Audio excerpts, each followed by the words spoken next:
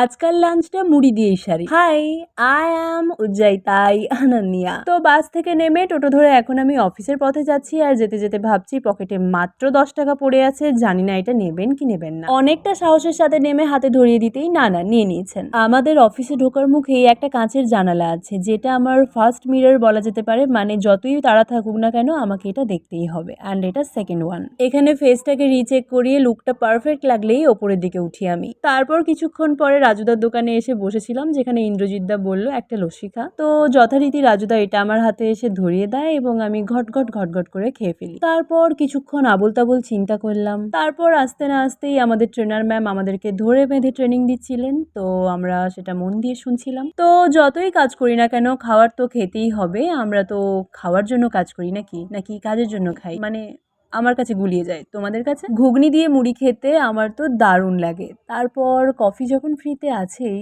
তো খাবো না কেন বলো? কি ঠিক বললাম তো? So tata.